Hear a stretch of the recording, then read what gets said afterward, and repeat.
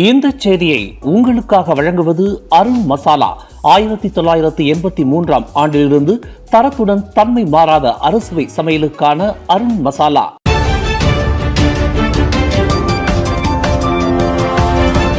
வணக்கம். திசைகளின் ஒரு மணி செய்திகள்.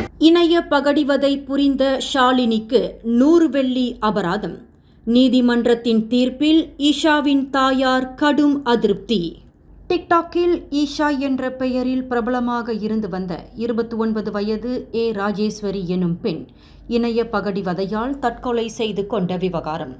அவரிடம் இணைய பகடிவதை புரிந்த குற்றத்தை ஒப்புக்கொண்ட முதியவர் பராமரிப்பு இல்லத்தின் உதவியாளரான 35 வயது ஷாலினி பெரியசாமி எனும் பெண்ணுக்கு கோலாலம்பூர் மேஜிஸ்ட்ரேட் நீதிமன்றம் நேற்று 100 வெள்ளி அபராதத்தை மட்டுமே விதித்துள்ளது குறித்து உயிரிழந்த பெண்ணின் தாயார் PR புஷ்பா கடும் அதிருப்தியை தெரிவித்தார். நீதிமன்றத்தின் தீர்ப்பு தமக்கு வியப்பளிப்பதாகவும் தம்மால் அதனை சிறிதும் ஏற்றுக்கொள்ள முடியவில்லை என்றும் அவர் கூறினார். இன்று இணைய பகடிவதையால் தனது மகளுக்கு ஏற்பட்ட விபரீதம் நாளை வேறொருவரது மகளுக்கும் நிகழலாம் எனவும் கடவுளுக்குதான் அது தெரியும் என்றும் புஷ்பா வேதனையுடன் குறிப்பிட்டார். புஷ்பாவை போன்றே சமூக ஊடகவாசிகளும் ஷாலினிக்கு விதிக்கப்பட்ட 100 வெள்ளி அபராதம் குறித்து நேற்றிலிருந்து அவர்களது கடும் அதிருப்திகளை பதிவு செய்து வருகின்றனர்.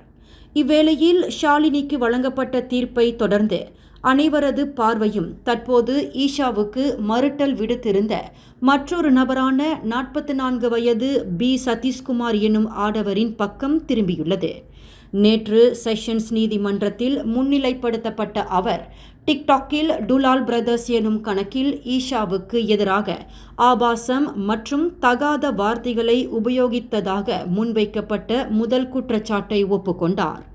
அதே வேளையில் ஈஷாவின் தாயாரை இழிவுபடுத்தி பேசியதாக முன்வைக்கப்பட்ட 2ஆம் குற்றச்சாட்டை அவர் மறுத்து விசாரணை கோரினார். அவ்விரு குற்றச்சாட்டுகளை உட்படுத்தி அவ்வாடவருக்கு 36,000 வெள்ளி பிணையை வழங்கிய நீதிபதி சித்தி அமினா கசாலி அவ்வழக்கின் மறு செவிமடுப்பை ஆகஸ்ட் 16ஆம் தேதிக்கு ஒத்திவைத்துள்ளார். அம்னோவை சேர்ந்த ரம்பியா சட்டமன்ற உறுப்பினர் முகமது ஜைலானி கமீஸ் பாஸ் கட்சியில் இணைந்திருந்தாலும் அடுத்த மலாக்கா சட்டமன்ற தேர்தலில் அம்மாநிலத்தை கைப்பற்ற பரிகத்தா நேஷனல் கூட்டணிக்கு அது எவ்வகையிலும் உதவாது. நடப்பு முதலமைச்சர் அப்துல் ரவூஃப் யூசுஃபின் தலைச்சிறந்த தலைமைத்துவம் காரணமாக அடுத்த சட்டமன்ற தேர்தலில் தேசிய முன்னணி மாநில அரசாங்கத்தை தக்க வைத்துக் கொள்ளும் சாத்தியம் உள்ளதாக மலாயா பல்கலைக்கழகத்தை சேர்ந்த அரசியல் ஆய்வாளர் அவாங் அஸ்மான் பாவி தெரிவித்துள்ளார். மேலும் பெர்சத்து கட்சியின் 6 நாடாளுமன்ற உறுப்பினர்கள் நிலைநிறுத்தப்பட்டதற்கு கடும் எதிர்ப்பை தெரிவித்து வரும் பாஸ் கட்சி தற்போது ஜைலானியை கட்சியினுள் சேர்த்து கொண்டுள்ளது. கட்சி தாவல் விவகாரத்தில் அக்கட்சி கொண்டிருக்கும் இரட்டை நிலைப்பாட்டை காண்பிப்பதாகவும் அவாங் அஸ்மான் சாடினார். கட்சியை வலுப்படுத்துவதோடு அடுத்த கட்ட தலைவர்களை அடையாளம் காண்பதில் பாஸ் கட்சியை முன்மாதிரியாக கொள்ளும்படி பெர்சத்து கட்சியின் தலைமைத்துவத்திற்கு வலியுறுத்தியுள்ளார் அக்கட்சியின் உச்சமன்ற உறுப்பினர் டத்தோ மாஸ் எர்மியாத்தி சம்சுடின். எதிர்க்கட்சியாக இருந்தாலும் பாஸ் கட்சியில் அதிகமான உறுப்பினர்கள் சேர்வதை சுட்டிக்காட்டிய அவர் நாட்டின் 16வது பொது தேர்தலை எதிர்கொள்ள பெர்சத்து இப்பொழுதிலிருந்தே தயாராக வேண்டும் என்றார். அதன் தொடக்கமாக வருகின்ற அக்டோபரில் நடைபெறவிருக்கும் கட்சி தேர்தலில் இளம் தலைவர்களை பெர்சத்து கட்சியின் தலைமைத்துவம் அடையாளம் காண்பது அவசியம் என மாஸ் எர்மியாத்தி கூறினார். தேசிய காற்பந்து அணி ஹரிமா மலாயாவின் பயிற்றுனர் பொறுப்பிலிருந்து விலகியுள்ள கிம் பான்கோன் அவரது விலகல் முடிவுக்கான காரணத்தை வெளியிட வேண்டும் என ஜொஹூர் இடைக்கால சுல்தான் துங்கு மக்கோத்தா இஸ்மாயில் வலியுறுத்தியுள்ளார்.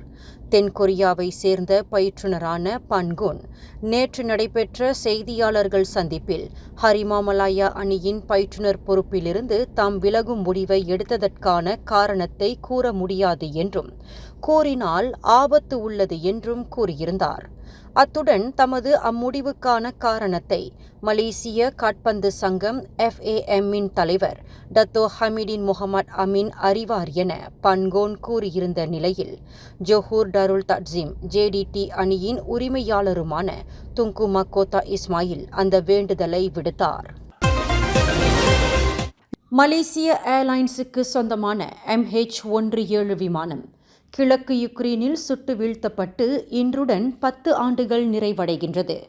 கடந்த 2014ஆம் ஆண்டு ஜூலை 17ஆம் தேதி நிகழ்ந்த அச்சம்பவத்தில் போயிங் 777 விமானத்தில் பயணித்திருந்த 283 பயணிகளும் 15 விமான பணியாளர்களும் உயிரிழந்தனர். அவர்களில் 43 பேர் மலேசியர்கள் ஆவர்.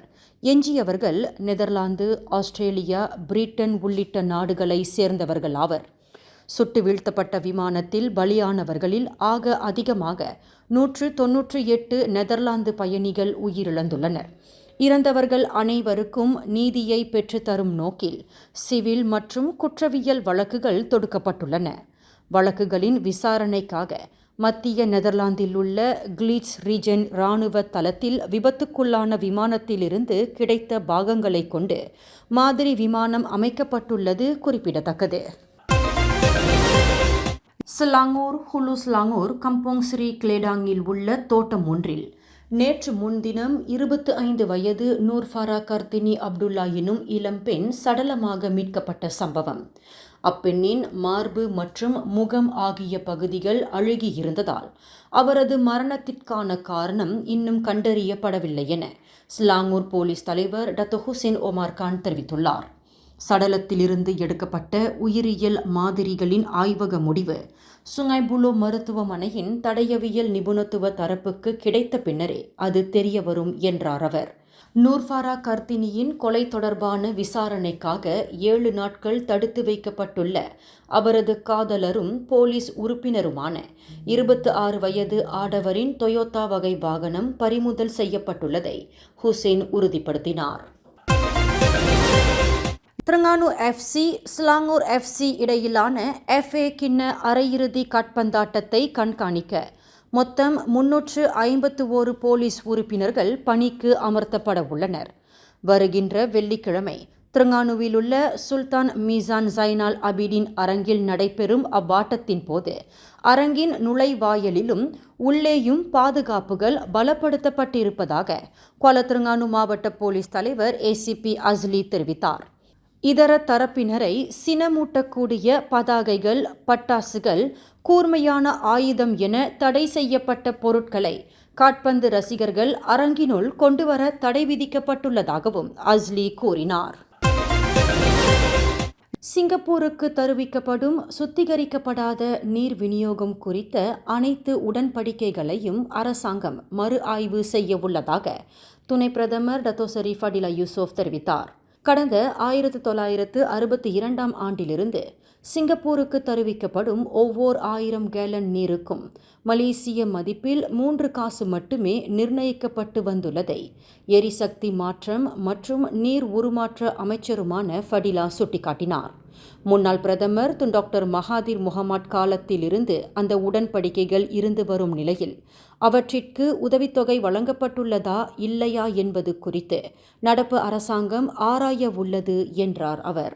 இந்த செய்தியை உங்களுக்காக வழங்கியது அருண் மசாலா.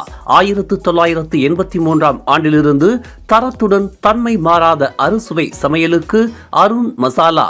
மேலும் செய்திகளை தெரிந்து கொள்ள கீழே இருக்கும் பெல் பட்டனை அழுத்துங்கள். உங்கள் மகிழ்ச்சியை வெளிப்படுத்த லைக் மற்றும் ஷேர் செய்யுங்கள். தொடர்ந்து திசைகளோடு இணைந்திருக்க சப்ஸ்கிரைப் செய்யுங்கள்.